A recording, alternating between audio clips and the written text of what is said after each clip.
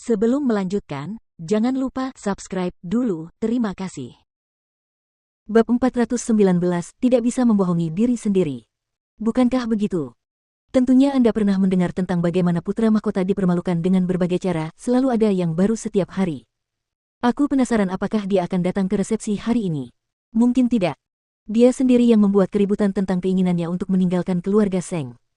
Para tamu hampir tidak bisa menghindari menyebut nama Seng Xiao, dan Seng Tua tentu saja mengerutkan kening saat mendengar mereka. Tidak ada orang seperti itu di keluarga Seng.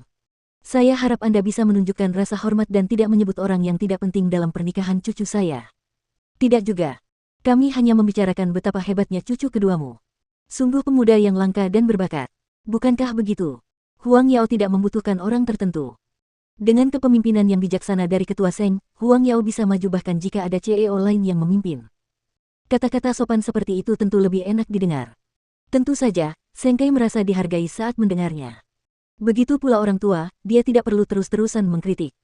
Malah, alih-alih melarang diskusi tentang Seng Xiao, mereka malah menginjak-injaknya lebih jauh ke dalam lumpur. Jing Yun dan Seng Minglan baru tiba di hotel ketika upacara akan dimulai. Meskipun malu, Lao Seng harus maju dan menyapa mereka. Jing Yun, Minglan, kakek. Seng Minglan menyapa lelaki tua itu seolah-olah sudah terbiasa. Setelah pernikahan kakak keduamu selesai, kau harus dibacakan resepsi. Apakah kau menyukai pernikahan seperti ini? Aku akan menyiapkan pernikahan yang lebih megah untukmu saat waktunya tiba. Tidak perlu. Su Holding sedang sibuk akhir-akhir ini, jadi kami berencana untuk mengadakan pernikahan di luar negeri. Seng Minglan menolak. Melihat bahwa pasangan itu tidak menerima kebaikannya, lelaki tua itu tidak berkata apa-apa karena dia hanya bersikap sopan. Meskipun dia ingin mengumumkan hubungannya dengan keluarga Su, dia tahu betul bahwa dia tidak akan pernah mendapatkan perhatian Jing Yun, dan dengan mengingat hal itu, tidak mengadakan pernikahan malah membuatnya lega.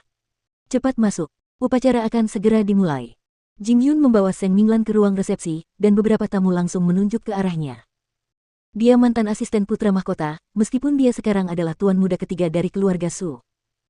Sungguh tidak berperasaan, dia bahkan tidak melakukan apapun untuk membantu Seng Xiao meskipun dia sudah jatuh begitu jauh.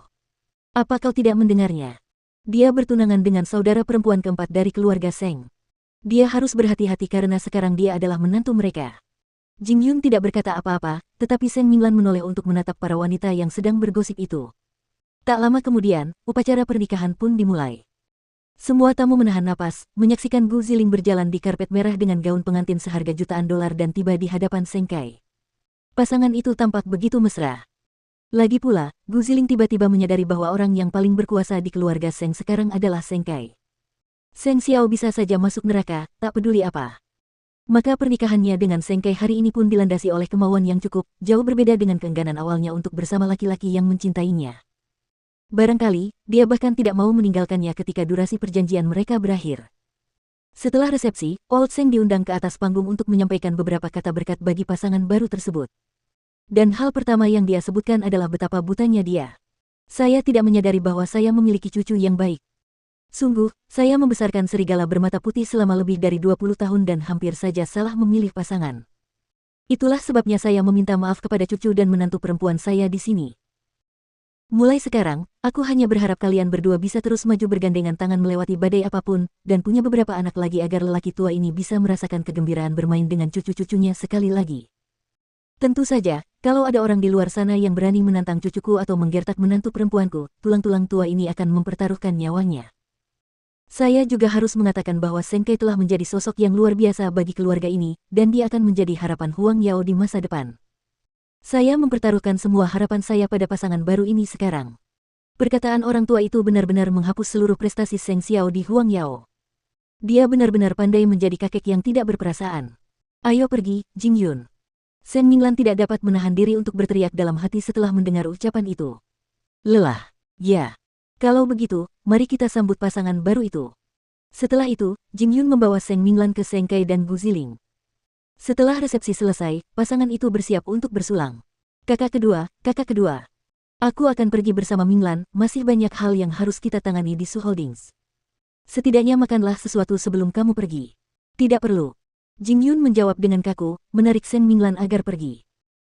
Meski begitu, sebelum mereka pergi, Shen Minglan berkata kepada Seng Kai, betapapun besarnya keinginan kalian untuk menyangkal keberadaan saudara kedelapan atau mencoreng nama baiknya, kalian semua harus mengakui bahwa Seng Xiao lah yang mendorong Huang Yao ke tempat seperti sekarang dalam 10 tahun terakhir. Kalian bisa berbohong kepada tamu tentang hal itu, tetapi tidak kepada diri kalian sendiri. Kamu mendapatkan restuku, kakak kedua. Wajah Seng Kai tertunduk, tetapi dia tidak bisa berbuat apa-apa pada Seng Minglan. Tentu saja, Seng Minglan sendiri berbicara tanpa diberi kesempatan karena amarahnya telah mencapai titik didih dan tidak peduli di mana dia berada sekarang. Orang tua itu akan mencoreng, mempermalukan, membakar hanya untuk memojokkan dan menghancurkan musuh-musuhnya tanpa sedikit pun rasa hati nurani. Tetapi bukankah ironis bahwa keluarga Seng akan berlindung di bawah pohon yang katanya tumbuh di sana? Apa kamu benar-benar marah? Jing Yun tidak dapat menahan senyumnya melihat bagaimana dia mendengus. Aku tidak bisa menyelesaikan masalah ini dengan kakak kedelapan jika aku tidak mengatakan apa-apa. Seng Minglan mendengus. Baiklah, masih pagi. Ayo makan siang dengan tuan muda. Baiklah. Seng Minglan mengangguk. Jing Yun kemudian menelepon Seng Xiao untuk mengonfirmasi keberadaannya. Mengetahui kemana mereka pergi, Seng Xiao memberinya alamat. Ketika Seng Minglan menyadari bahwa mereka tidak menuju kediaman Sen, dia bertanya pada Jing Yun, bukankah kita akan bertemu dengan kakak kedelapan? Tuan muda memberi saya alamat lain. Dia ada di sana sekarang. Seng Minglan mengangguk tetapi tidak bertanya apapun lagi sampai mereka tiba di meja resepsionis Zongteng.